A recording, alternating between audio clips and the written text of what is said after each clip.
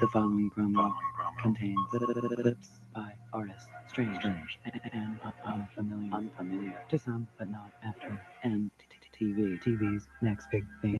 Hot summer fun.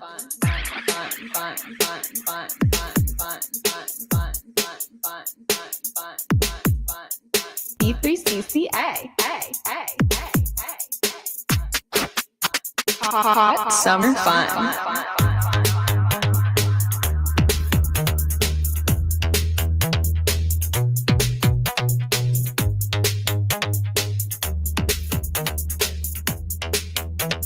Hot summer fun.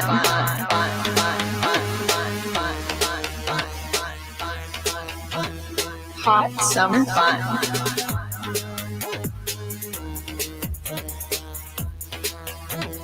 Hot summer fun. I tell actually other wrestlers this who are like starting to come up now, just assume nobody knows who you are. And that's really the key to being a pretty good wrestler, is just assume somebody in this crowd, not somebody, because it's actually a guarantee. If you're performing in front of 8,000 people, I guarantee you at least 50 to 100 people who are there don't really watch wrestling, maybe don't even know what wrestling really is. Just assume aliens are here from another planet and they don't even know what they're looking at. If you assume that, then everything you do will be coherent. You can't take it for granted that they know who you are, they know your storyline.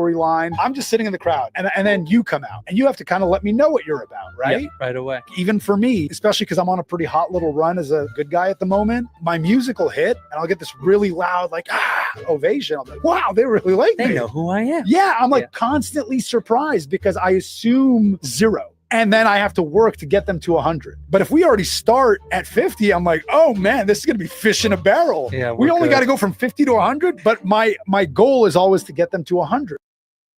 That's interesting that it's like a lost art form. For people who don't know how you guys do a match, like there's a lot of improvisation going on. Yeah, if you're really good at what you do. Back in the day, I'm talking old school stuff, the referee would come to you and say, hey, you know, Hogan, they want you to go over Piper with a leg dropper. They want a count out or whatever. Knowing that, you know, Piper was so good at what he did, or Mr. Wonderful, a lot of guys I worked for. If we were in the same dressing room, we wouldn't even talk. I'll see you out there, brother. You're going over tonight. Okay, I'm going over.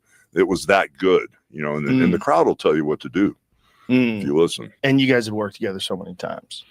Yeah, and I mean, there's a lot of times where you run into guys like Chris Jericho. First time I ever worked with him, you know, they wanted Jericho to put me over. Jericho and I went out there, and I didn't know what to expect, and he was brilliant in the ring. It was like magic. We didn't even have to say a word. I told Vince, I said, give me that guy every night. That's like a day off, you know.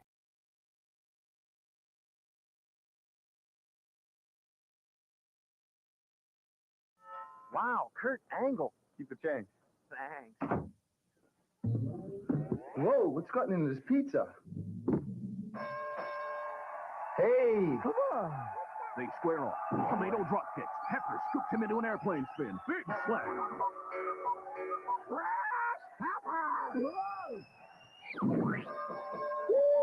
Pizza outlet. The taste that screams fresh.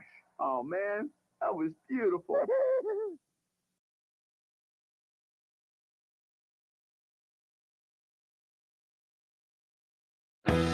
We don't want to make false accusations here on the program, Brian. We do not want to accuse people of behavior, either unsavory behavior, possibly criminal behavior, certainly behavior that shouldn't be imitated. We don't want to do that if they're not guilty of it. If you want outlaw but shows, you know just where to go. Tony Khan. And a game 6 is far more likely than a game 7. And actually, there was only a 28.1% well, chance. it's kind of shot out, got diarrhea of the mouth. Tony Khan. So, but the series was going on, 28.1% chance. So about he just lies and he cries, might be high on cocaine. People on Twitter are calling Tony Khan either Tony Yayo, the cocaine cowboy, or Herb Abrams Jr. I don't think it was coke, but let's go back to this. If you love New Japan, there's no bigger fan than Tony Khan. Whoa. That person is Adam Cole, baby.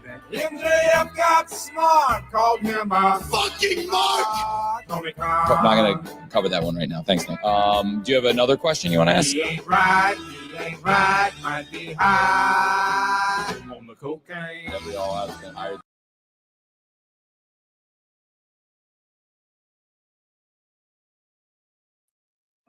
Ooh, what's up, everybody? Welcome to another eclectic PWT run-in show, ladies and gentlemen. Welcome to those of you as folks file in. I know it's just abrupt, it's out of nowhere, but I figure, hey, you guys can watch this or listen to this after you're done work or while you're at work or in increments or, this is the preview show, okay? We're going to preview SummerSlam. I was going to record a pod and release it, and I just said to hell with that. I will do it live, and hopefully some folks can catch us during the day who normally don't.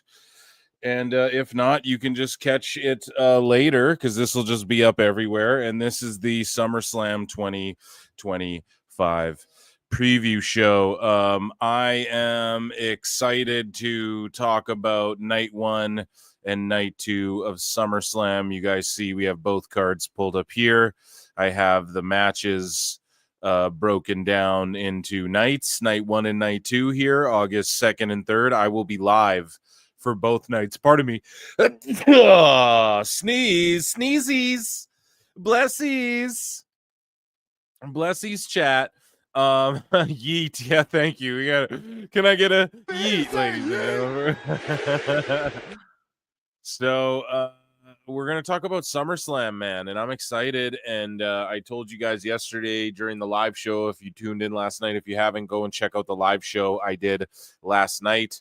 I told you guys, hey, I'm probably going to record a pod or I'm going to do a run-in, whichever one. So I decided to do a live run-in. And also make sure you guys become a member for 99 cents if you're not, and get access to bonus shows on Mondays, which are fun as heck. And they're just fun as all get out. And make sure you hit like, subscribe, retweet, follow, heart, dislike, comment. Tell me I suck. Tell me I rule. Vote in the poll. Which night are you most looking forward to? Night one or night two? Let me know. And joining me here today to preview SummerSlam 2025 is my friend and yours, Chris Connors from Last Call with Chris Connors, ladies and gentlemen. Chris Connors, how you doing, my guy? I'm doing well. I'm looking forward to night one and two. There's actually several matches. I'm looking at this card. It's like, I have no idea. It could go either way. It could be one person or the other. That's the good part about cards like this. You are not sure. There's no like easy layups. You go, oh, I know what's going to happen. And it's funny how it like started slow, kind of the build, and people were complaining a little bit, but then I'm looking at both nights and I'm like, these are stacked, man. Like, I'm actually pumped for both nights, 6 matches per night. The build to all of it, I mean, it hasn't all been flawless or impeccable, but I think in the social media world, it's got to be a little bit quicker and a little bit more on the fly. Although if you watched Unreal and believe everything you see in that show, it seems a lot more calculated than that. But nonetheless, man, they had all these PLEs sort of sandwiched in between SummerSlam and what was the last big one, Chris? So the last one we had before SummerSlam was we had Evolution. So... Right, but what was the big one before that, though? Because that was kind of sandwiched in with Saturday Night Main Event and Great American Bash. You started at Main Event. You had then before that, it was Backlash. Right. And then there was like All In. So there's a lot of, and I know that's AEW, but there's a lot of events going on. And basically SummerSlam people were like, oh shit, they're kind of rushing the Evolution build. And then that card blew everyone away. And then the same with this one. But I do feel like we've gotten enough heat in, let's say, the Karrion and Sami feud, which we're going to get into. We've gotten enough meat out of the Jelly Roll and Logan Paul and Drew and Randy Orton stuff. Roman Reigns pops a rating and he's just a big money match. We'll watch him in whatever match. I feel like we've been getting great storytelling with Roxanne and Raquel and Judgment Day, and then obviously a little bit with Charlotte and Bliss, but it's getting over. It's working quickly. Jade and Tiffany, they're sort of overarching rivals. So we'll get into everything, but I mean, all of these matches, I'm like, yeah, dude, if I tune in every week to Raw and SmackDown, I'm looking forward to seeing all of these play out. You know what I'm saying? Playa. So also, it should be noted that Cardi B will be the host of SummerSlam. Chris Connors, what do you make of Cardi B? Famously, recently got divorced from is it Offset that she was married to? There's a lot. First, she got divorced from Offset, then she was sort of dating Stephon Diggs. Now they've broken up. Right. I know that because they're already talking about that here in New England. So it's like, yeah, she just. Yeah, well, I just saw her go viral for like a video where she's like, I wish he would die. Shit in Minecraft, YouTube. Right? She's saying this about Offset or whatever. I was like, that's mild compared to when she assaulted people with, liquor bottles. Two female bartenders threw bottles of full alcohol at them, and she basically got 50 days of community service for third-degree assault and second-degree reckless endangerment. Hey, if you're famous, the rules don't apply to you. So she'll fit right in WWE at SummerSlam then, but the sounds of things. So Cardi B. What do you think she's going to do? What's going to be her big moment? Is she going to get physical with someone? And then if she does... I don't think you can. I mean, she's not the biggest person. I don't even know if she's good. She's an athlete. But will she just slap she'll probably sing, and she might do a little backstage skit. But God, you really... I know we're horny for celebrities, but at some point it's like, not every celebrity should be wrestling. Travis Scott. Do you think she should slap somebody and then they try and build to something at Mania? My whole thing is that if they let her get physical, I don't think it'll be like a Travis Scott. We won't ever get the payoff, really. Well, we kind of did when Travis Scott got Crossroads. But you know what I mean, right? Cardi B, if she slaps someone, we're going to need to see a match down the line, and I just don't think that happens. But yeah, you don't think she gets physical then? Like, do you think she dresses someone down? Or but you would... I mean, I was trying to think about this here. It's like, what, Rhea? I mean, that'd be a joke. I mean, what, Bianca Belair? Yeah, I have no clue. Nice. It's that it would be like a lower, like a mid-lower, someone like that. It would, I'd have to assume, but yeah, either way, she will be there and hosting things. But night 1 on August 2. Okay, so we know what's taking place on night 1 and what's taking place on night 2. We just don't really necessarily know the order of the matches, but I'm willing to bet that it's pretty close to the graphic we see here, as WWE tends to do, although they will switch it up. But you got to think that the world title match will go on last, at least in my opinion. And so we'll just start things out with the way the graphic has it laid out.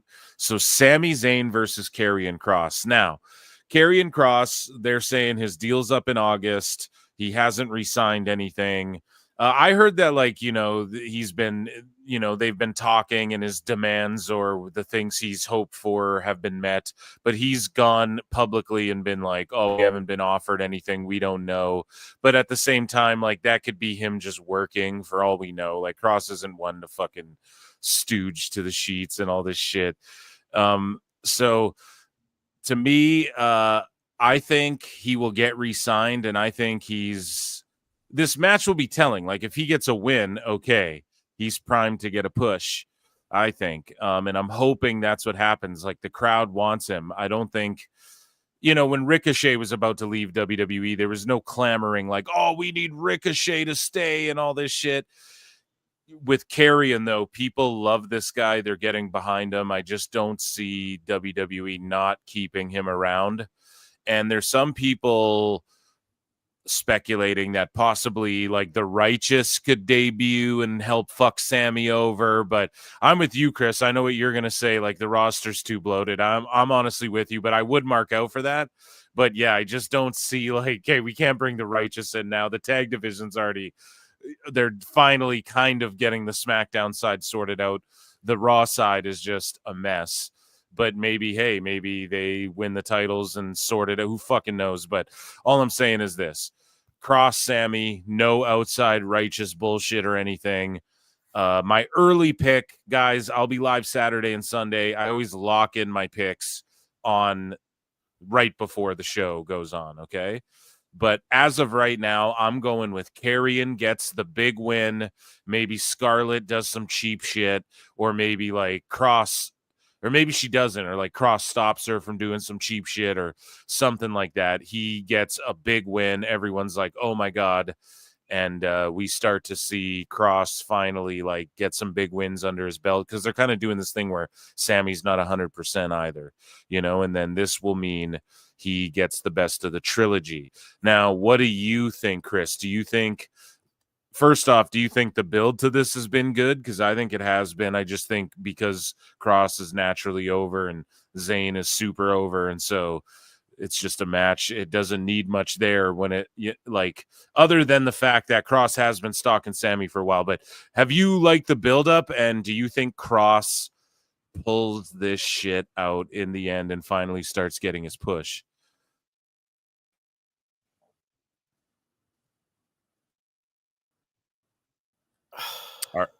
No, I don't know where we're doing. No, I'm going. I could see Sami winning, but you know, Kross going, yes, you know, I was wrong. You actually can be despicable, you know, because there's so many ways you can go through it. I don't know, because this roster is going to get full in a couple of weeks. I mean, you figure Dragunov's coming back soon. I know you think the whole Rollins thing is a work. Then you got LA Knight. I mean, at one point, do you just look and go, you know, crap, we got too many mouths to feed. For now, I'm going Sami Zayn.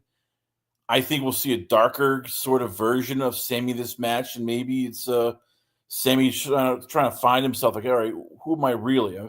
Am I this good person, or have I slowly started to turn into the monster that Kross says I am? Yeah. I just hope Kross gets like a big push going into next year. Like, I'm a big fan of his, and yeah, I think he deserves it. So the next match here that we have on the docket is the women's tag title match. Charlotte and Bliss, who they kind of thrown together. They do the classic trope. We're the odd couple. You know, we don't really get along, but we do. We're actually friends. And the busted nose on SmackDown really helped that through as well. And then Raquel and Roxanne, they're in the Judgment Day, and they're doing this whole thing like creeping around behind Liv's back with Dom, and Raquel's reminding Dom of Liv, but like Roxanne's earning her keep with Raquel, and then eventually we're going to have, I believe, Liv come back, and then Raquel and Roxanne like kick her ass out of the Judgment Day and stuff. That's going to be awesome down the line. And for that to happen, and right now, the Judgment Day's dripping in gold, baby. So I just think that, and then especially with Finn and JD defending their tag belts against LWO, you got to think that they're going to stay dripping in gold. Like, Dom's going to have the IC belt. You know, JD and Finn are going to have the tag belts.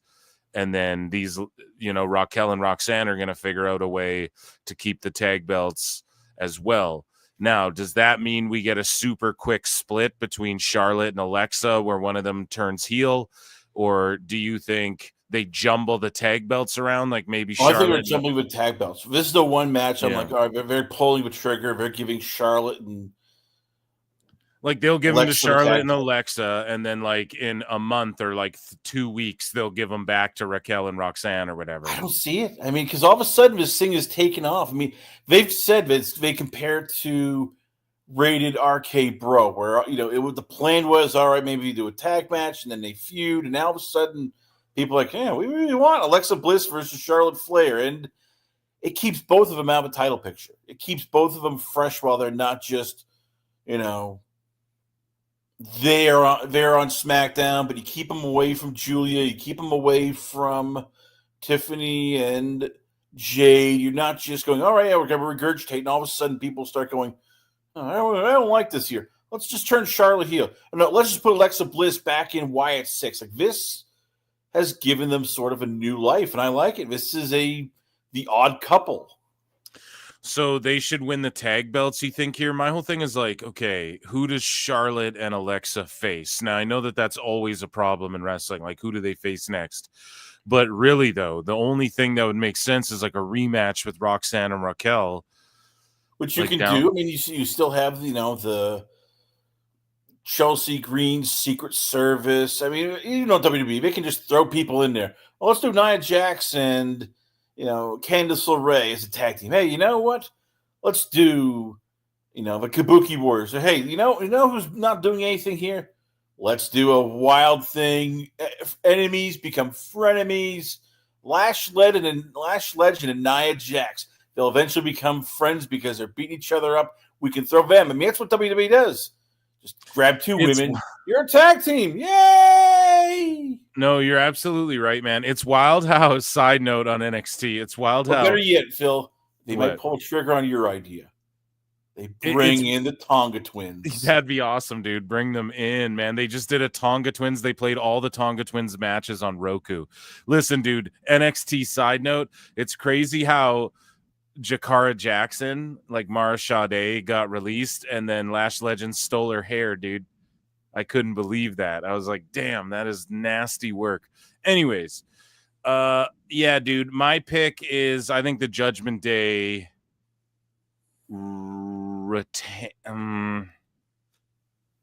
I think Charlotte Alexa wins them, but they like bumble them around. Like, I don't think they have an overly lengthy reign, or maybe they do, but I think this is all building to Charlotte Alexa for like Mania eventually as well. Like, they're going to end up turning on each other, or like having a friendly competition against each other or whatever the fuck. I totally see that down the line, but there's got to be those tag belts. I think if Liv comes back and Judgment Day doesn't have those tag belts, then she can't be like, oh, that's mine or whatever with Roxanne. Like, she can do that about Dom, but I think if Roxanne has that tag belt, then Liv can be like, you didn't even really earn that. Like, that's mine type shit. And I mean, possibly. It's just how long is Liv going to be out for? And I know Judgment Day holds it. Like, okay, what are you doing? Are we redoing Kabuki Warriors versus them? I mean, that's tough to do when one team doesn't really do promos and the other team are heels. Like, to me, this just makes sense. It's the Tonga Twins. We're bringing them in. Oh, I know you want that to happen, and all of a sudden Joe Hendry debuts at Survivor Series and beats Dominic Mysterio for the Intercontinental Championship. I know you're right now unreal going, hey, we need to make this happen. No, I don't want that. Dom's forever champ. I will be the manager. Phil Marks is the lead agent for the Tonga Twins. Dom is the forever champ. Okay. So listen, the tag match between the men on this card, one of them on night one. So night one, super stacked, man. But we have Logan Paul and Drew McIntyre taking on Jelly Roll and Randy Orton. Now, you gotta think Jelly Roll and Orton get the win here, no? Well, side note, my sister, who's a big Jelly Roll fan, has now declared he's no longer Jelly Roll. He's just Jelly because he's lost so much goddamn weight. He's no longer this big guy. He's now like a medium-sized guy. Just a side note. But yeah, this screams Randy and Jelly Roll picking up a victory. I'm gonna be interested to see how they protect Jelly Roll because he's not the athlete the other three guys are. So if he works against Drew and Logan, they're going to see how good those two are because, man, we're asking a lot from Jelly Roll here because he's never done any of this kind of stuff. You want me to pitch my finish for this match or what? Sure. I'm going to do it anyways, okay? You guys, so WWE, here's a freebie. You ready? The finish is Jelly Roll gorilla presses Logan Paul and like gets him up. high, and then he throws him into an RKO from Randy. 1, 2, 3, boom. And then it's just like a huge moment. There's a freebie. Drew now just has to either take off on Logan Paul because they've been kissing each other's asses, kind of. So he just takes off on him because that's what a heel would do. Or he gets put through the table with like Orton's backdrop on the fucking table. You know what I'm saying, Chris? Like he gets taken out of it on the outside. Logan Paul eats the pin 100% RKO. Or like Logan just does a crazy RKO out of nowhere. Like, you know, he does some weird flip or some crazy shit because, you know, he likes to make moments like that. So it'll be some sort of RKO maneuver, but it's like you said, they got to protect Jelly. They got to make him look strong. How do you like his promos and what he's brought to the table so far on SmackDown and shit like that, Chris? I think he's pretty goddamn good. He's done yeoman's work. He has sold this. He's been on, you know, I think it was the Jimmy Fallon show where he choke slams Logan Paul into a table. I mean, he's the anti-Travis Scott where he's gone full into this, worked his tail off, and, you know, just leaned into everything. So I give him credit. He has sold this and sold SummerSlam, you know, as if he's, you know, selling, you know, tickets to his concert. So we move along, and Tiffany Stratton is taking on Jade Cargill. Now, they've both been on like side feuds, but it's been sort of like teased and been building up that they're eventually going to meet up. And with Jade winning the Queen of the Ring and then Tiffy defending her title at Evolution, which were both fairly obvious, but still it was solid. The way we got here was solid. Jade's really been improving and stepping it up. I've really been feeling her lately. And she's going to have a match with Tiffy where it's like Tiffy's sort of in charge of carrying this thing, I feel like. And what a spot to put her in. But that's where, you know, you throw people in the fire. And if they rise to the fucking challenge, I think this is going to be a sleeper match.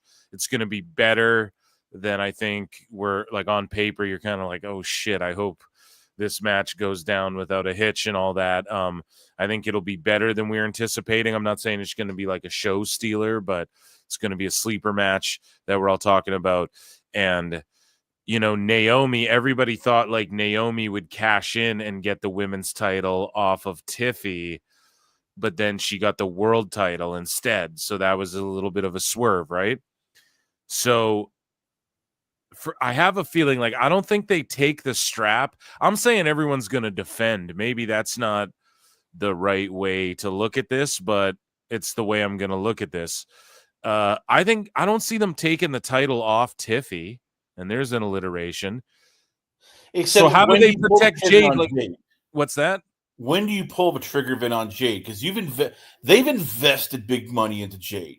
Tiffany's still young. We forget Tiffany's 26 years old. Yep. Jade is 33, and all of a sudden she's, you know, you hear her like, oh, I'd really love to do a Marvel movie. I'd really love to do this. I mean, you can tell that, you know, she is not a lifer in WB. She will, if she gets that big opportunity, she is gone out the door. So that's why I think you don't strap her up. I think she's more fitted to be like a you just because if she loses, you get that sense of like, okay, what do you do with her next? You build up. Well, Naomi's the world champ, so you do something where she because her and Naomi aren't like done beefing, and it's not like Naomi wouldn't get pleasure out of like screwing Jade out of her winning a world title. Why wouldn't she get pleasure out of that? And then you have like Jade on the hunt for Naomi, and then she gets the world title and not the WWE. Because you're saying how much they've invested in Jade. They've invested just as much or more into Tiffy. And they'll be investing in her in the long run. Just like you said, if Jade takes off, Tiffy's there, dude. She's there for the long haul. So to me, it's like you have Tiffy defend this WWE title at SummerSlam, and then you get Jade's focus back on Naomi to where she eventually gets the world title off Naomi, just not yet. Because Naomi's about to ride off in the sunset, too. She said it. Yeah, but you know what? Here's the water I'm going to throw on this. Yeah. You know who's wrestling for the Women's World Championship at Clash in Paris? Stephanie McMahon.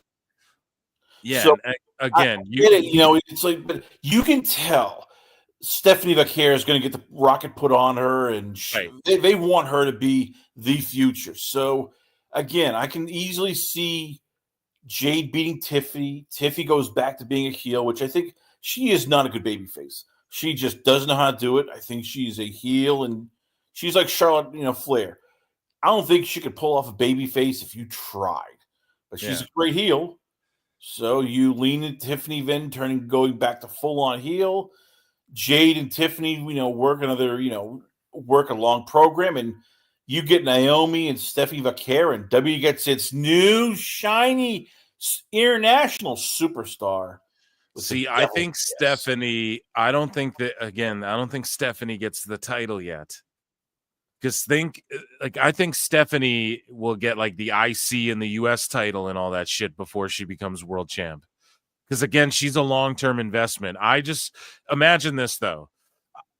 Okay, Naomi fucks Jade out of her title match. Jade runs out at Paris, gets involved in that match. Stephanie's like, what the hell? And they both kind of screw each other, but it ultimately leads to Naomi Jade. I think that's the way to go. But because do you think they put the world title on Stephanie yet? Yes, I don't think you have seen it. I mean, I am convinced. I know she's over, but what are her big wins? They can't just have her first big win be Naomi. You know what? It's Paris. Just that's like, too much too soon. No, they've done it before with Gunther. They've done it before with Brock Lesnar. I mean, when they see somebody and they go, "You are the shiznit," they will do it. Stephanie Vaquer is a 32-year-old ready-made superstar. She is hotter right now than chili cheese fries with extra hot sauce. They're putting that title on in Paris. I mean, oh come on, that is it is perfect. This trilingual, woman who does Devil's Kiss, who basically could come out there and fart into a snare drum and people would go bananas. Oh no, but this is a coronation. Stephanie Vaquer beat Naomi in Paris. I'm just wondering, does Stephanie McMahon come out and give her a big hug and raise the hand? And then Jade beats Tiffy at SummerSlam. So yeah, that's why I'm having Jade beats Tiffy at SummerSlam. And Naomi's going to retain, and then you're getting Stephanie Vaquer. And just I don't know about. I just for some reason feel like Tiffany's going to leave with this title at SummerSlam. By hook or by crook, she's leaving with the belt at SummerSlam against Jade. I just don't know why. Maybe I'm off on that. I just don't feel like the build behind Jade is big enough yet. It feels too quick to for Tiffany to lose the title until you realize, holy crap, she's had it since like last year. It's getting up there. I mean, usually women, they drop the titles quicker, and she's held it since I think last year's SummerSlam almost. Yeah, maybe you're right too, because it's like, when do you pull it? Because I'm just thinking it out in my head. I'm like, it's, you're right. When do you pull the trigger on Jade if not now? And she won the King of the Ring. This has to be like her Brock Lesnar year, like, all these big wins, King of the Ring, fucking win the title, like, that's what Brock did, and it's pretty much there's giving her the Brock push. So maybe you're right about that, actually. Well, I haven't locked my picks in yet, but as you guys know, I do it on the night of the live show. I'll be live Sunday and Saturday, and I don't know why I did it backwards. Time cop. But, okay, moving along, we have a men's tag match. Bronson Reed and Braun Breaker with Paul Heyman, and I like this faction better without Seth. And then you have Jey Uso. Hold on a second. Jey Uso and Roman Reigns. Acknowledge me. And they are teaming up to take on, this like whatever you want to call them, Braun and Bronson. So to me, again, Roman comes back, pops a big rating. Jay's in the mix. None of these guys need belts because they're so fucking over, which is such a good thing.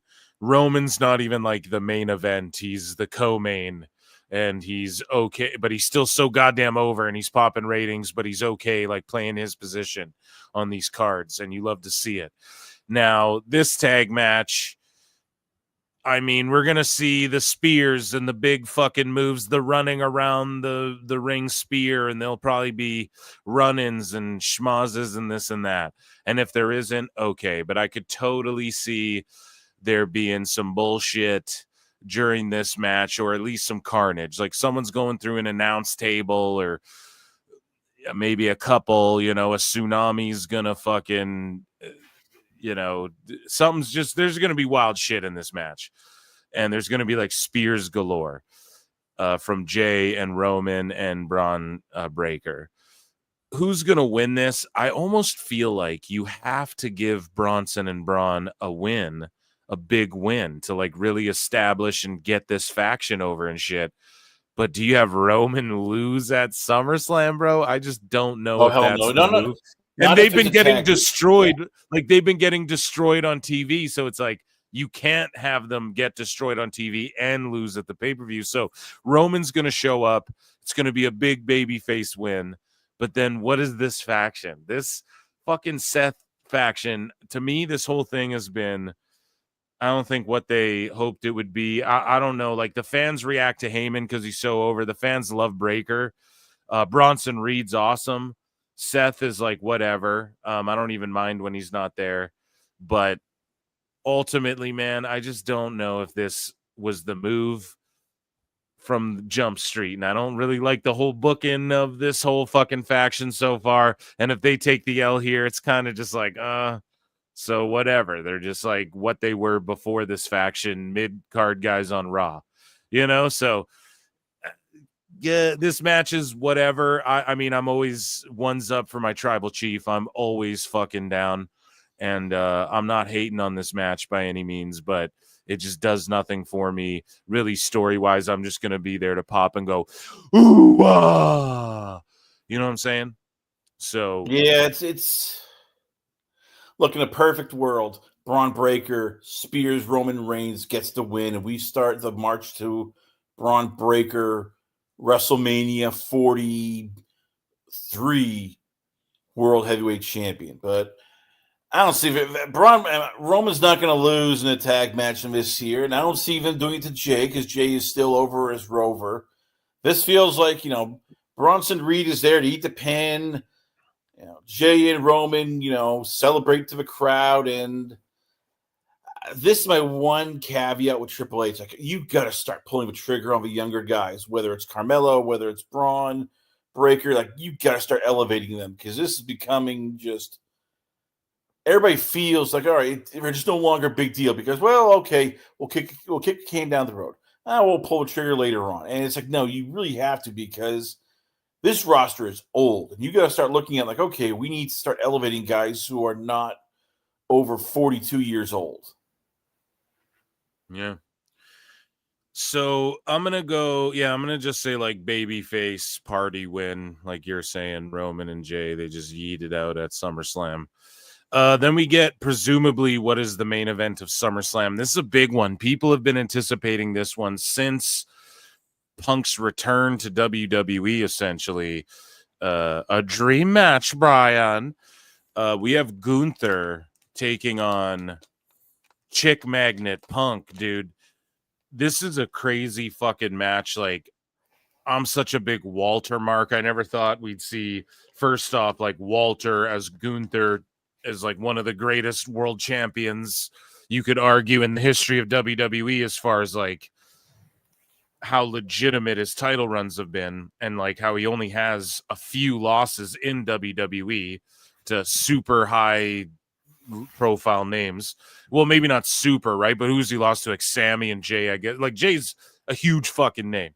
Let's be honest. Sami, whatever. I mean, he's really over with the WWE audience. It is what it is. But he's a guy who I just never thought we'd see Walter versus CM Punk in a WWE ring. It's just crazy to me. So this is awesome.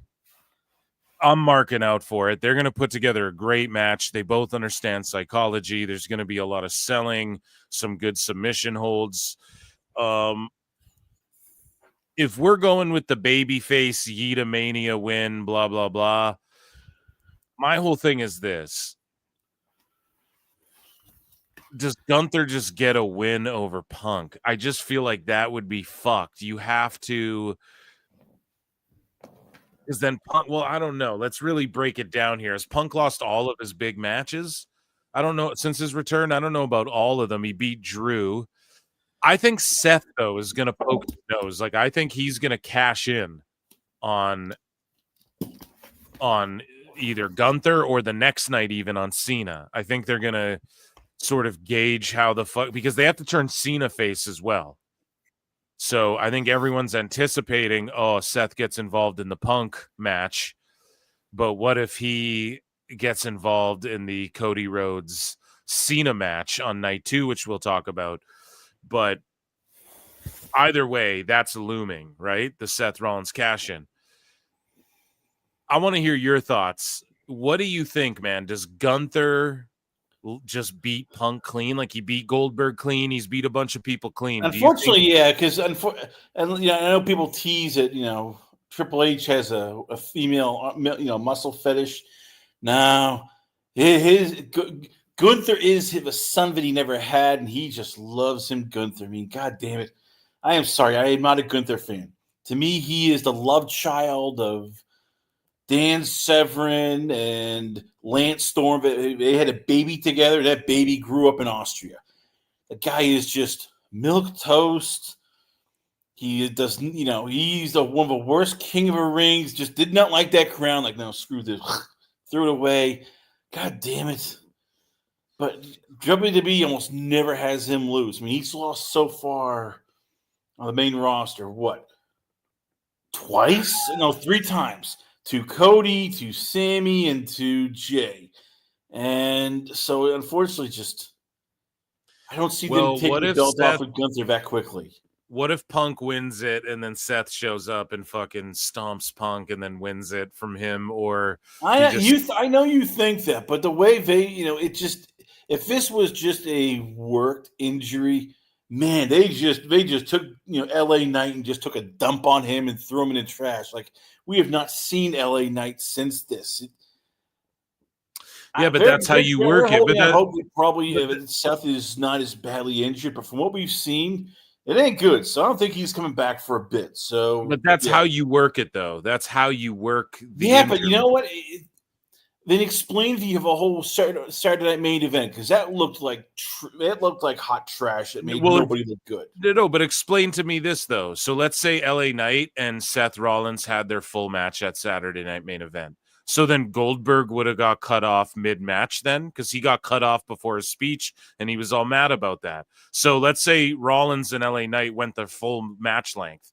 So then Gunther and Goldberg was going to have half the time, Chris? I don't believe that at all. No, they weren't going to give Goldberg a speech. Look, we gave you the match. We had. I know, but they ended right on time, and they were on NBC. It was so calculated. It was indelibly calculated. Yes, it was indelibly calculated because they probably told Gunther no speech, and he went, "No, screw this. I'm Goldberg. I can do whatever the hell I want. I'm giving a speech." But wait, though. But here's the thing: they didn't tell Goldberg and Gunther, "Hey, hey Goldberg, can you go an extra 5?"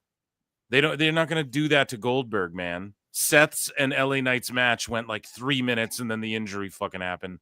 So that match was only supposed to be 3 minutes. Yes, and then they do you know what I mean? You can't have Goldberg and Gunther go an extra 5 minutes. You really want there to be like that's the point recap I'm of making. like Gunther, like Undertaker and Goldberg, where Goldberg like nearly kills the Undertaker. I'm like, oh crap, Undertaker. No, I get that, bro. What I'm saying is that the reason Seth's injury, to me, the most obvious thing that makes it a work is that if LA Knight and Seth on Saturday night's main event, we already saw Gunther get cut off right at the fucking top of the hour on NBC. They timed it out indelibly. Okay.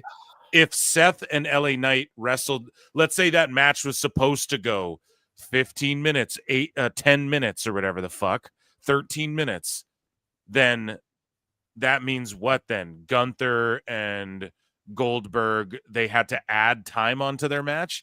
Do you understand what I'm saying? I understand what you're saying. You're trying to work. So that's why it's a work. I know. Look, I understand. You're the ultimate conspiracy guy. Like, I'm not. This is a conspiracy. Hey, this is a work. This is a work. The whole world is a work. You're just not getting people. It is. I am telling you right here. This, and even people who like Bill Apter and Mike Johnson over at PW Insider, who do good work, and we actually trust them.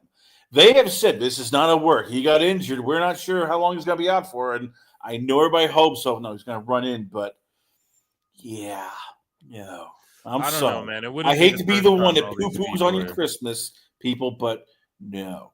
It wouldn't be the first time that all those guys were wrong about shit like this, though, too. So, but either way, where the hell's LA Knight gone? You put him in the freezer, buried him along with Jimmy Hoffa? No, but he's not even buried. It's been like a few weeks, man. Or it's been like 2 even weeks. Cena. What happened to him? We should put milk cartons like LA Knight. Where is he? Wanted.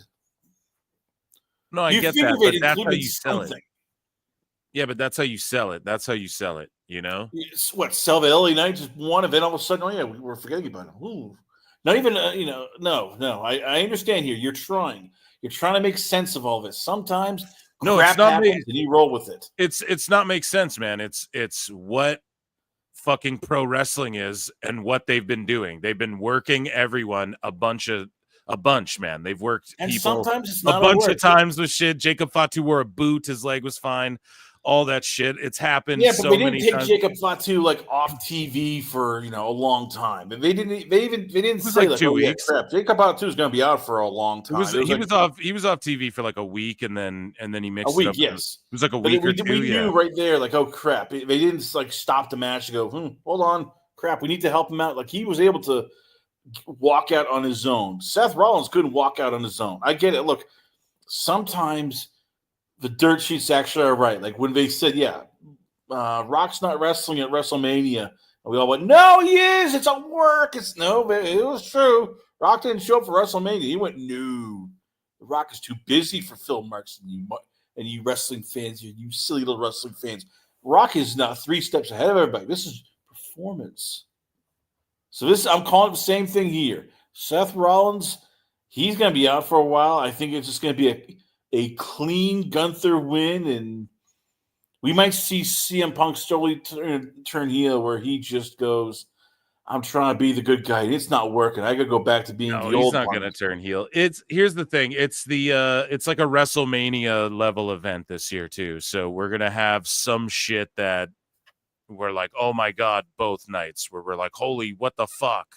That's going to happen both nights because they're talking about how this is like a WrestleMania to them. Like they view SummerSlam essentially in that light. So I don't know. I think we're going to get a Seth fucking swerve. They're carrying his case around. So they're just carrying his case around for a year or 6 months till he comes back. Like, nah, bro, there's something brewing here. Right. I don't think that it'll be as clean. Or maybe because like Punk, I think he would be down to go down clean against Gunther. Like I do think he'd be okay with doing that. That's the problem also with Gunther. Gunther doesn't cheat. Gunther is the heel that never has to cheat. He never, he's never using foreign objects or other people. Remember Imperium? Oh yeah, he got rid of that bitch. No. Gunther is sort of the tweener vet.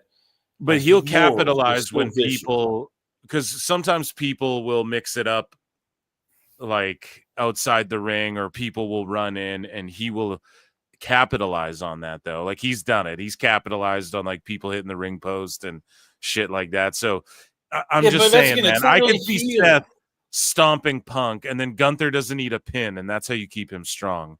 But then you get it away from Punk and Gunther. If anything, I could see Gunther's got to go on and challenge like the Cenas and the Rhodeses and shit. That's what I want to see him do next. I'm tired of him just being like, I'm the staple of Raw, and he just wrestles like all the Raw. I want to see him go and like wrestle for that WWE championship. No, they're not going to do that until he drops a world title. I mean, you're not going to have. I know, and that's why you got to keep him strong here, but you got to get it off him and away from Punk. If Punk doesn't want it again, I think like giving Punk that world title will happen. I don't know if he'll ever win the WWE title again. Well, I'm calling you right now. WrestleMania 43 in London, they're going to do that, and they're going to have 43 in London. Jesus, they're going to do it just to make Tony Khan like lose his mind and cry. They're now at spite level now, full on spite level. Nick Khan wants to send that. Go, yep, these were your guys. Now they're Yeah, but they could just give him the world title. I don't think they're going to give him because Cody Rhodes has already been the WWE champ. Anyways, though, we head on over to night two. So night 2 of SummerSlam, they added it very recently. They're calling it TLC 2, but like I think they added an extra team or two to this. I think the last one was like a 3-way or 4-way. This time it's a 6-team, 12-man tables, ladders, and chairs match. They did one recently, and they're already just like, we're going to do another one, which is kind of crazy. But if you go back historically, that's sort of what they did with TLC a couple times, I think. So we have Andrade and Phoenix, which is quite interesting how they ended up getting paired up together. Coming in from AEW, they had battled each other in AEW and teamed up a few times apiece, and so they'll be teaming up. And we're not quite getting to the Lucha Bros yet, and that's just due to fucking Penta's popularity, which is really good, man. It's good to see from him, and he's not on this PLE either, is the thing. So I know like you're wigging out about LA Knight, but it's like, I don't know, man. Penta's not on this fucking PLE, and Ray is. So I don't think that's like them doing nothing with Penta the same way it's not them doing nothing with LA Knight. It's just you got to pick your spots and all that. However, that being said, we have Andrade and Ray Phoenix. We have Fraxium, and then the Street Profits, the Wyatt Six, and I don't know if it's Freebird rules, but the poster shows Loomis and Gacy, so I don't think they're going with the Freebird rules. I think it's just Gacy and Loomis are the tag champs. And then you have the Motor City Machine Guns, and then you have Gargano and Ciampa DIY as well in this ladder match. So the tag division on SmackDown, they've been trying, I'm one of these guys who complains about the fucking women's tag division, the men's tag divisions. On Raw, it's pretty well a mess. The titles have been jumbled around a bunch, and it's annoying. On SmackDown, they have this story where pretty much like the whole tag division has been made to look like fucking goofs. They're all just like, oh, the Wyatt Six, what are we gonna do? Everyone's like, oh, I don't know. I don't like the sound of them apples. What are we gonna do? I hate the Wyatt Six. And it's like, bro, there's fucking 5 dudes and a chick, or 4 dudes and a chick. There's literally 2, 4, 6, 8, 10 of you motherfuckers, all dudes. Just say, meet me out here, then stomp them. All 10 of you, just stomp these assholes. Like, what are you talking about? And they're all running around scared backstage, and it's fucking stupid. It's embarrassing. And I'm glad that they're like TLC again, because they're trying to pop everyone. But then you've established this division. They're all scared of fucking just the Wyatt Six, even though they could easily just beat all their asses. And then you're going to have all of the teams face each other again in a TLC, but now we're going to add some other ones. I hate that. You could easily have, like, on SmackDown, some tag matches, and then on the fucking pay-per-view, whatever. Like, I'm going to mark out for this match like anybody else. This is the most AEW shit on the card. This is going to be crazy. Bodies hitting the floor, table spots, chairs, ladders, crazy spots and shit. Hope everyone makes it out of this thing okay. But at the same time, like, now you're doing, like, this should be at WrestleMania. Like, you're doing the fucking, and I get it, this is like a WrestleMania event. So it's like, oh, come on now, Phil, that's not very fair. You just said it's like a WrestleMania event. And I get that. But the build to this is like, you just established all the teams. So, like, now let's see this division sort of jockey for, like, who's the best. We already had a TLC where 3 of the teams kind of thought they were the best, and then one team pulled the fucking belts down, and then the Wyatt Six come in and beat all their asses and then win the fucking belts away. So now we're just going to throw them all into this fucking match again and just have the big blow off. Like, this is the big blow off of, like, damn, the division's so even keeled, we don't know what to do. We've seen the Wyatt Six beat all of their asses at the same fucking time. So what's going to stop them from doing that in this TLC match? It's just silly to me. And but that being said, like, I'm going to be like, oh my God, I'm going to be like marking out the hardest of both nights over the spots, because I'm a fucking smark over here, over the spots they do in this match. They'll be incredible and awesome and shit. And shit's going to go viral, and, you know, there's going to be all types of insane stuff in this match. So I'm down with it. But at the same token, my critique of the tag division is like, this is the big blow off. Like, it could have just been 3 of the teams, 4 of the teams. Don't even do this. Just have a tag title match now. The Wyatts beat up everyone. Okay, who's next in line? They beat them. Who's next in line? Oh, we have a number 1 contender match on SmackDown, and then that'll be next in line for whoever wins from the whatever. You have enough teams now to like get a division going, and you're just throwing them all in this one match. And then after this, okay, you all lost again. So now you all fight each other again and then also you have Los Garzas, who are the AAA tag champs, who aren't involved in this match, even though they've been involved in this fucking feud too. And they're just like, oh, we have an open challenge to whoever on SmackDown for the AAA tag titles.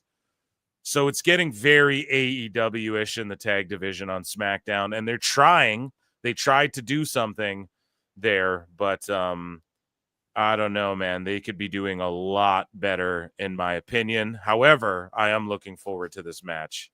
What say you, Chris? Oh, and who do I think is going to win?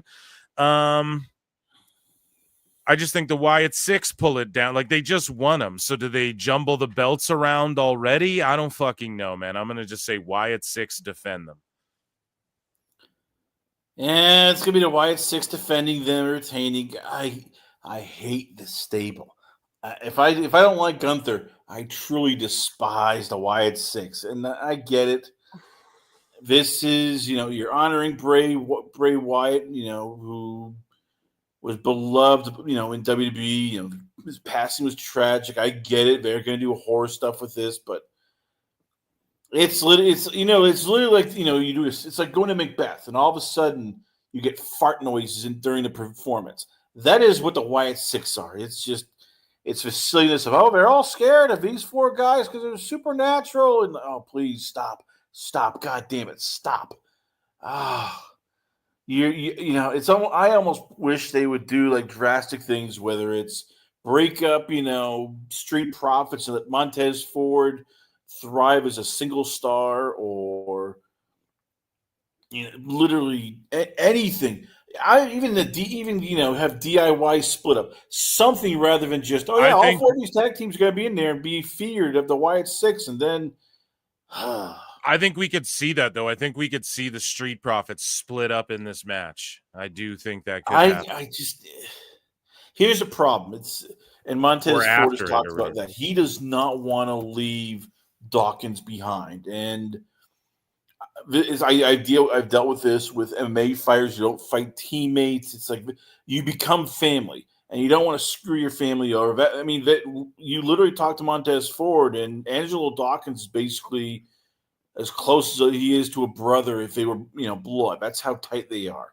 He doesn't want to see him get, you know, put to the wayside. And if Ford does that, let's say Ford splits, you can bet Dawkins will sort of get lost. I don't think so. I think he rise to the occasion, and I think he'd be a surprise, and I think he could even be the heel. He could turn heel on Montez. And here's the thing.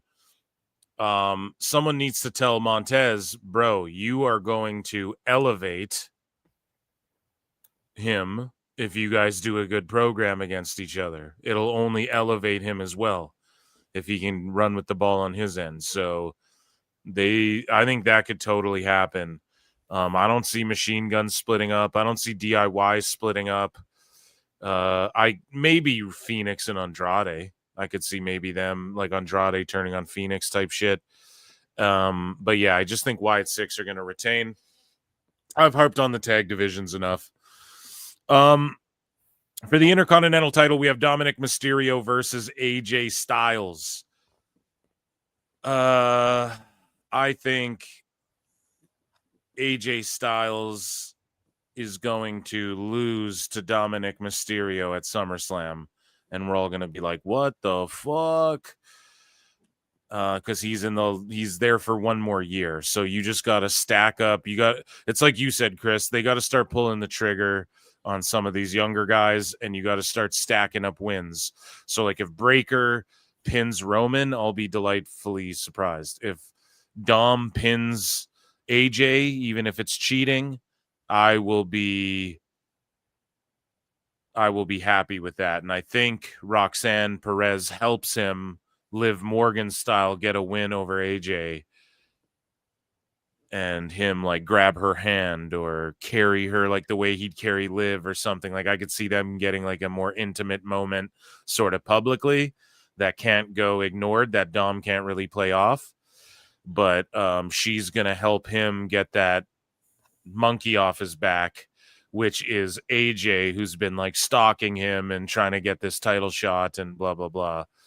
So yeah, I think we see Mysterio get a pin and a win over AJ after some dirty shit. He retains his title. Yeah, this is a Dominic Mysterio show. Look, I think Dominic, after some shenanigans, as he said, could be Roxanne Perez, could be Finn, and Finn coming down and hitting AJ Styles after he teases accidentally hitting Dominic, because that's eventually coming. They think Dominic could be a baby face, so eventually Finn Balor's going to. For now, this is what we're getting. We're getting the build of Dominic, escaping with the skin of his teeth as a champion until they decide to turn him baby face, and Judgment Day, or what's left of him, kicks him out. So what say you about we got Becky versus Lyra Valkyria. This is for the Intercontinental title as well. And I think, well, I predicted this a while back. I said, look, Lyra drops it to Becky now, and then eventually you build up to SummerSlam, and then you give it back to Lyra on this huge platform. Also, Becky's going to film a TV show, folks. So she's got to drop this belt here, I believe. Okay. Now, maybe they knowing that and have people know this and they call it out, and maybe they do a thing where she retains and then drops it on Raw or something. But I just don't see that. I just see it being naturally this whole Bayley, Becky, Lyra stuff has all been to get Lyra over, which the crowd is getting behind her more and more every single show. And her promos have been killing it. The work she's been doing with Becky's been killing it. People are doing the woo for the entrance now, finally, when they weren't making a fucking peep at the beginning. And I think it's all been leading up to Lyra gets a big win at SummerSlam. It's her big crowning moment, because her IC title, she's the inaugural champ, lost it to Becky when everyone was like, wow, that was a short reign. And of course, Becky Hogan, right? But that whole thing is to help get her friend over. They literally did this in NXT, Lyra and Becky, right? Becky came down to NXT, won the title, did a program, dropped it to fucking Lyra at their show, disappeared for a while. That's what she's doing again on the main roster to just help get her girl Lyra over. So Lyra's going to win the Intercontinental title. What do you think? Yeah, I mean, whatever happens, I expect Bayley to get involved. Sure. I mean, but then again, this could be where, we see Becky Lynch beating Lyra because Lyra gets hit by accident by Bayley, and then all of a sudden Bayley screws Becky Lynch out of a title later on because Lyra interferes. It makes so much sense for Lyra to win, but you got to figure it's going to be a curveball somehow. There's going to be a curveball thrown in here. They should have made Bayley the guest ref. Yeah, then it's almost like you're just, it's way too much. You're now throwing in everything and the kitchen sink, I get it, but it's like, come on, man. We got to fill 2 cards here. These are huge nights. I mean, you can only have so much schmozzes. Speaking of schmozzes, we have a cage match to keep everybody out, right? Which that, of course, never happens, especially when Samoans are involved. United States Championship. And I love how I feel like this feud and these guys who've held the United States title over the last year or so have really helped elevate this title again. And Solo Sikoa and Jacob Fatu, if they were feuding over the world heavyweight title, we wouldn't even be batting an eyelash. But I also want to bring to you that Rikishi and Haku were scheduled for WrestleCons or something this weekend, and they canceled at the last minute, both Haku and Rikishi. Do you think that we get a Haku Rikishi appearance, even in the crowd or something? Why did they both cancel last minute? Everybody's been wanting we get the elders, whatever. And I mean, between Solo and Jacob and the Tongans being out there and shit, it could make sense. But then there's a cage there. So are they just in the crowd? It just seems too fishy that they both canceled last minute. I don't know. Solo Jacob. No, is that not fishy to you? I don't know. I mean, I was thinking, just forget this part. I was thinking about this. This is a mind blower. If Jacob Fatu never gets to WWE, Solo Sikoa is probably getting his big push. He's the WWE champion right now. He's now. He's the WWE champion right now. He is. I mean, because we were saying this a year ago. Hey, Solo Sikoa is going to be the next big star. Then Jacob Fatu arrives, and it's new toy. Oh yeah, Solo's there. Push him to the side. Jacob Fatu is amazing. He is the best thing since deep dish cheese pizza with stuffed crusts and pepperoni. Fuck deep dish, dude. Listen, I don't even know you anymore, sir. You are a gluten probably free heathen. No, fuck no, dude. I just like New York style, Brooklyn style pizza and shit. But listen, okay, Jacob Fatu's gonna win this title is what I'm getting at. He's gonna jump off the cage. He's gonna do a splash or a moonsault off the fucking cage. Mark my words. And I don't know if he's gonna escape the cage by walking out the door, or if he just pins Solo clean and gets the title, but he's gonna get it. Now there's gonna be Tongans climbing up the cage. If Tama returns, I wouldn't even be shocked. We're gonna see I could see them doing a thing where Tala Tonga rips the door off the cage, even because they're trying to get him over this big monster. And if Haku and Rikishi are there, what would they do? But I just think that is fishy that they both canceled their scheduled appearances. Why else would they do that? For a better chunk of change, and that's probably showing or to be on WWE, right? And somehow, I'm not saying getting physical in this match, but just overseeing it, or I have no clue. But either way, I do think we should keep our antennas up for that. There could be some wild Samoan sightings. Wild Samoans. Get it, guys? Well,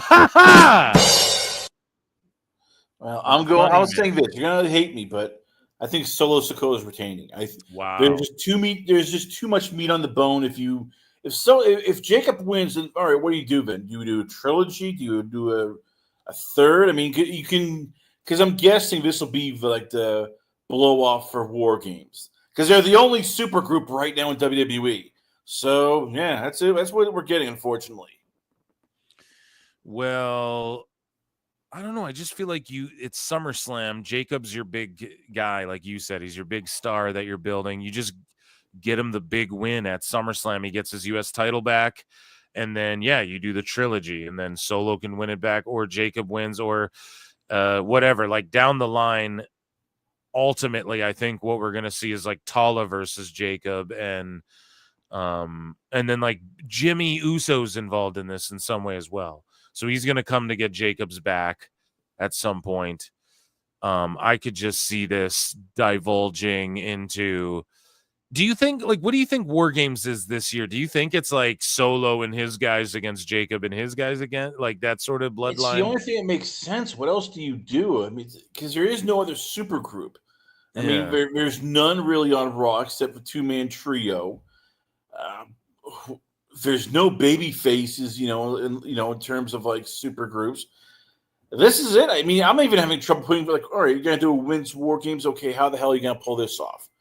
I mean, really, what are we doing here? I mean, I wish they would get rid of War Games for a year. Just go back to the old Survivor Series. Teams of 4 strive to survive. But no, we're getting War Games, and yeah, dude, they should do like War Games if it's warranted. Like they should have at Survivor Series, hey, we're going to do a traditional 5-on-5 men's and a traditional 5-on-5 women's, or 4. You can do 4-on-4, 5-on-5, whatever. Because the roster's so bloated. So if you can get the extra people in there, 5v5, we're going to do both of those traditional matches. Oh, this one's gotten so heated it must become a War Games. Oh, this one, not only are we going to have both traditional matches, but we're going to also have to have a War Games because whatever, like they should just, or like this year there's no War Games, it's just traditional, just when it's warranted, fucking throw War Games in there. I'm cool with it, but I'm with you, like not every year does Survivor Series have to be a War Games match, or like they don't have to do both men and women. It would almost make it better if, like, okay, the women are heated up, they get the War Games, the men just have a 5-on-5 or whatever.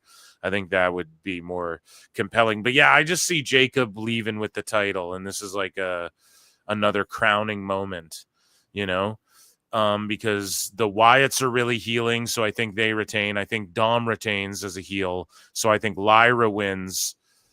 And all of the matches on night 2 for titles. So I think Lyra wins, babyface pop. I think Jacob wins, babyface pop. And then the triple threat, Io, Rhea, and Naomi. I think Naomi retains. Yes, that's me. That's the world the title, one. and then fights in Paris. Right? Is that what it is? Yep. So what if Paris. You don't think they're trying to do Io Stephanie again in because Paris, and that's why? No, because he's babyface versus babyface is horrible for a friggin' title. Because all of a sudden it's like, okay, so what, we're gonna have people cheer against Io, who WB loves, or what, we're gonna cheer against Stephanie Vaquer, who they love? Right. No, this is Naomi. Caution, the evil Naomi. Yes. Just, everybody wants to hate, so this is perfect for Stephanie Vaquer. So Naomi's gonna get the win. There's going to be for her, you'll see probably either Io hit the moonsault, Rhea Ripley hit Riptide, and then Naomi, just like the sneaky good heel that she is, steals the pin. And then we're getting the coronation in Paris. Yeah, we need Naomi to retain this thing here if Steph's going to have a shot at winning the world title. But not only that, I just don't see it any other way. They're not going to put it back on Rhea. They're not going to put it back on Io. Naomi will. They're not just going to jumble it around all quick. So she's going to get out of this triple threat somehow with the title, and then that's a heel defense. So I have like 3 heel title defenses, 2 babyface changes on the night. I think that makes sense, man. And then in the final match, so night 2, the main event, obviously it's going to be Cody Rhodes, John Cena.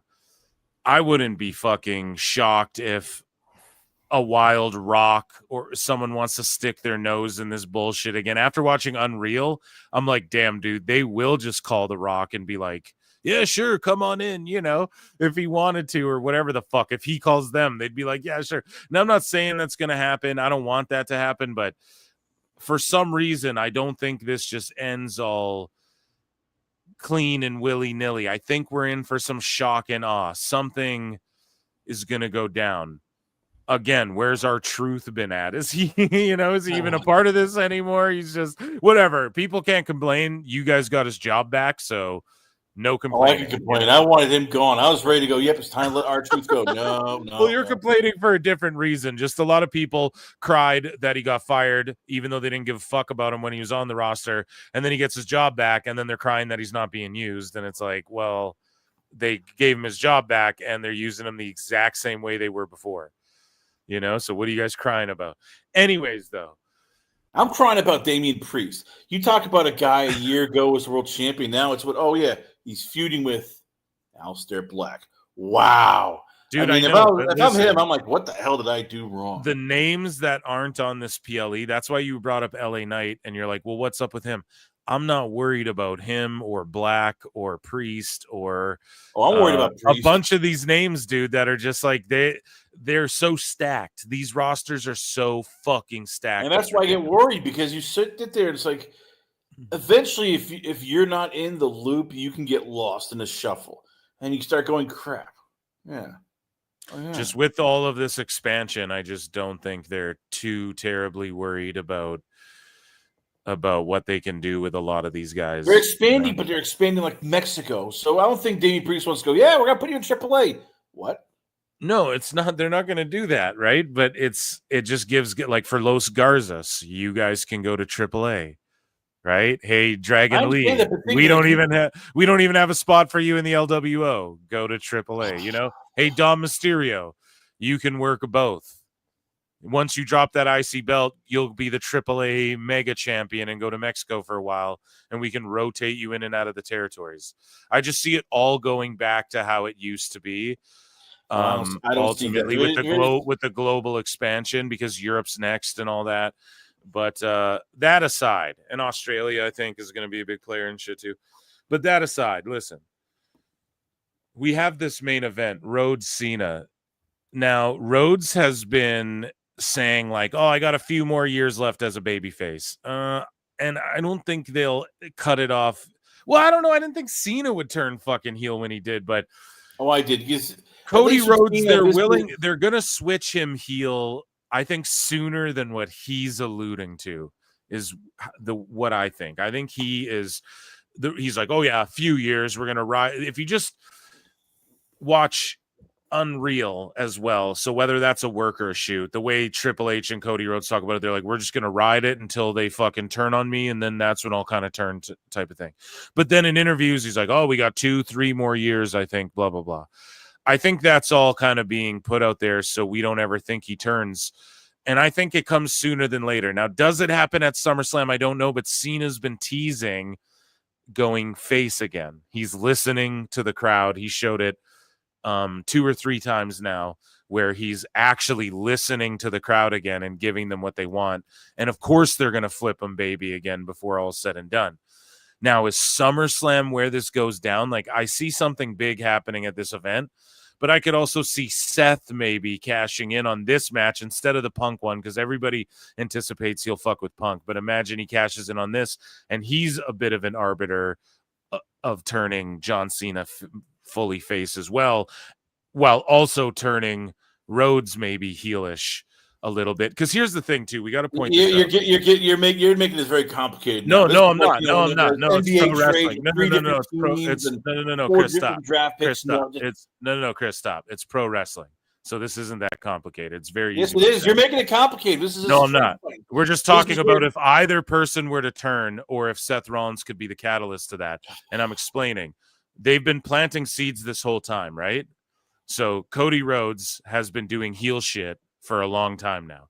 He's been doing heel shit flat out. He's glommed people with the belt. He signs Cena's fucking name when he's unconscious, signs his name on the contract. He's put what did he do? He has ripped the buckle off even as far back with Brock. He did the crossroads to KO on the belt, and Jesse was like, I told you, right? So he's been doing heel shit. Cena's been sort of listening to the crowd, as he's shown when it went off air. He listens to the crowd. He holds the belt up like he used to.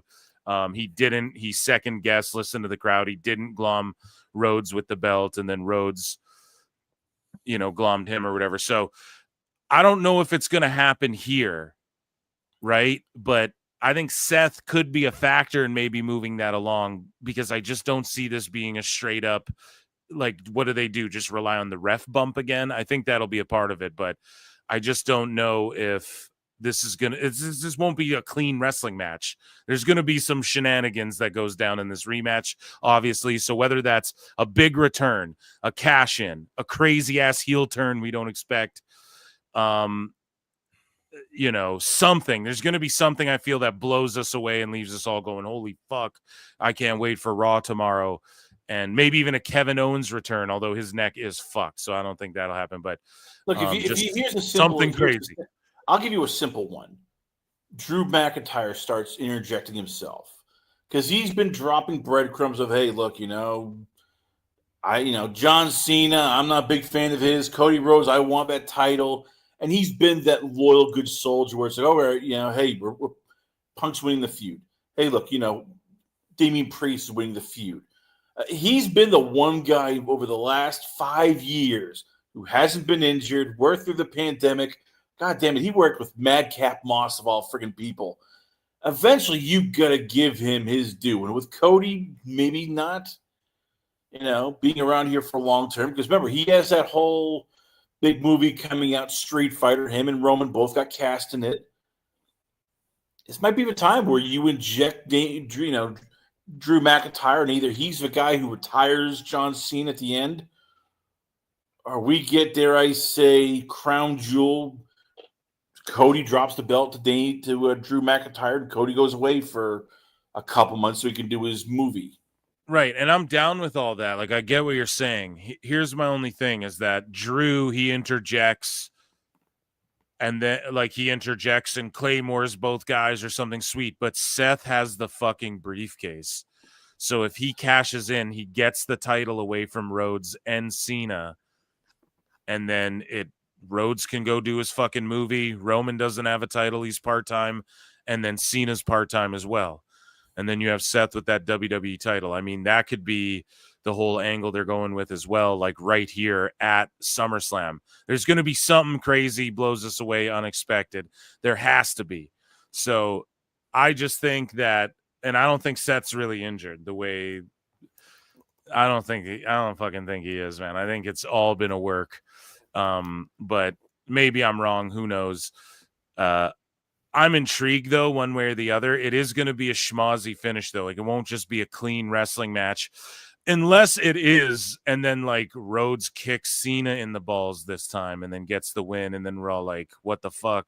You have to explain yourself on Raw or whatever. Who knows? And are they going to jumble the belt around, or is Cena going to hold the belt until his last match or until right before? Or do they want him to have his last set of matches not with the title?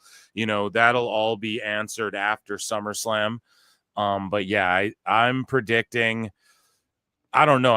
I think Cena leaves with the belt on some bullshit, on some questionable shit, or Seth gets involved, gets the belt away from them, and then Rhodes disappears to do his movie for a bit. Cena goes away because he always goes away and comes back, and something like that. I don't know. Or maybe a Drew McIntyre. Hey, I'm all down. Push Drew to the moon.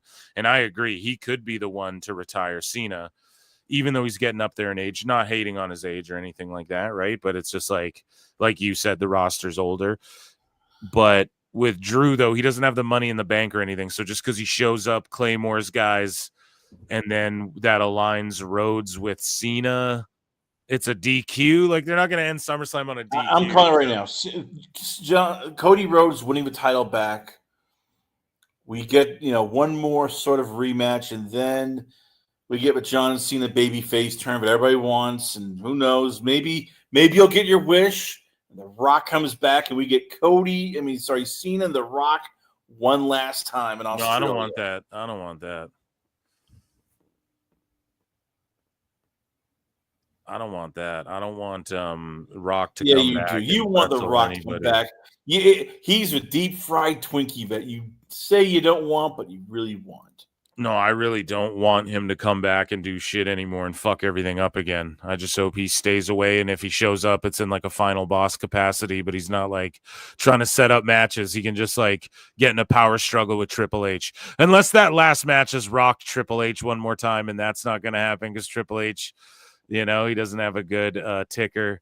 But I am excited overall for this show, and there is a lot of intrigue. I mean, if any of these matches went the other way, and again, we haven't seen SmackDown either, so that's why I don't do my picks till the last second, because it's you got to watch everything. You have to consume it all to fully.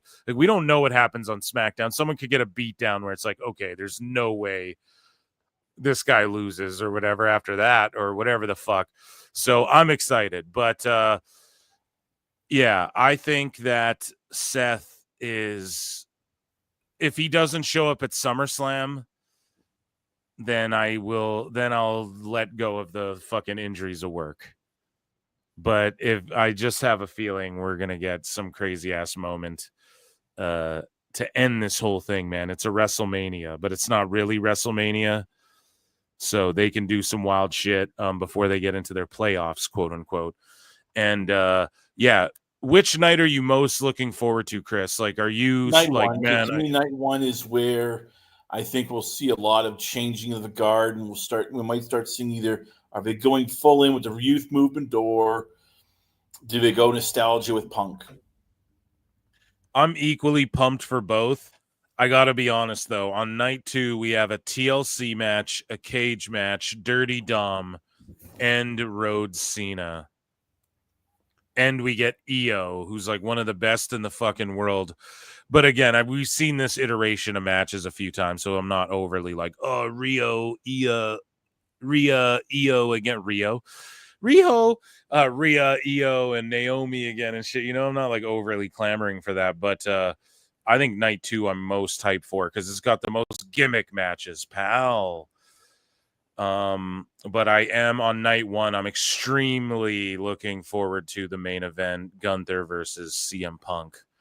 And I will be going live for both of those events. So make sure you tune in to hear, guys, if you're on X, youtube.com/@prowrestleclips.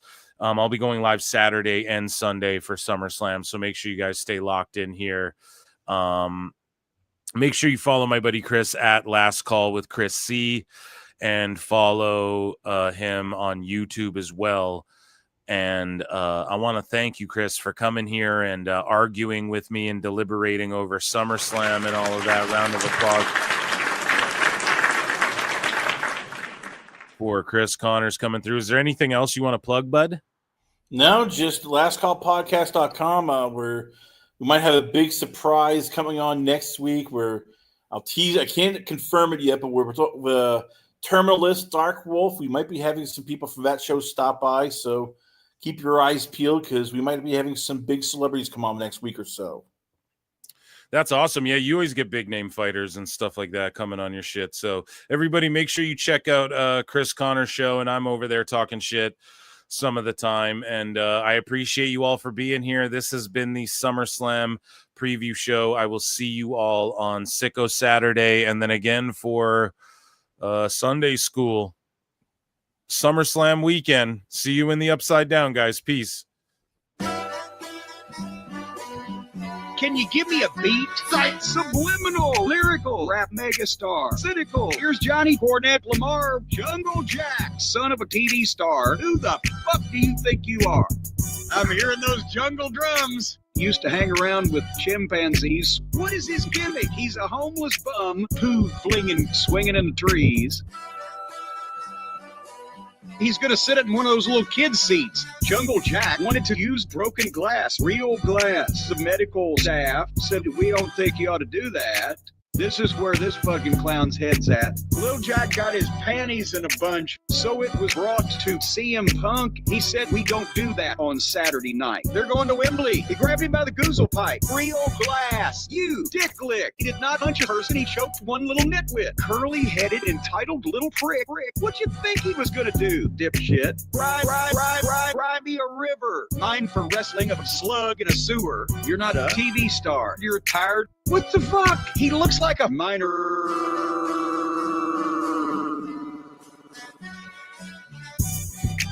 Jungle Boy sucks. Jungle Boy sucks. Jungle Boy sucks.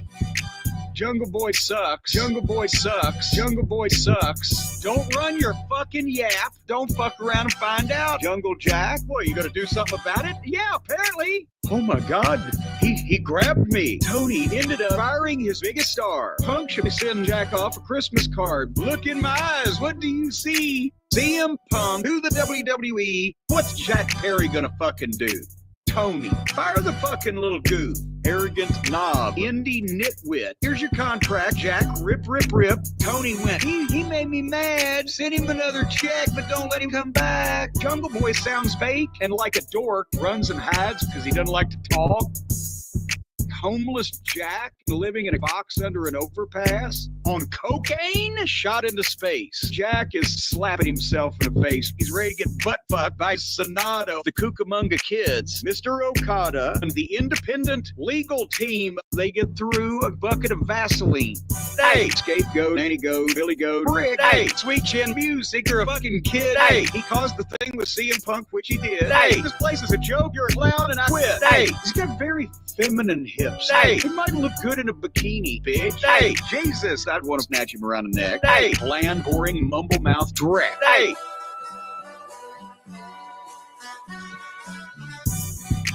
Jungle Boy sucks. Jungle Boy sucks. Jungle Boy sucks.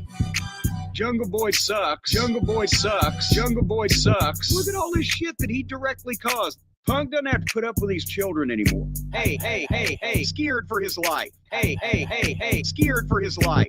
Punk can still be on our show. The incident at Wembley. Oh no. Hey, hey, hey, hey, scared for his life. Hey, hey, hey, hey, scared.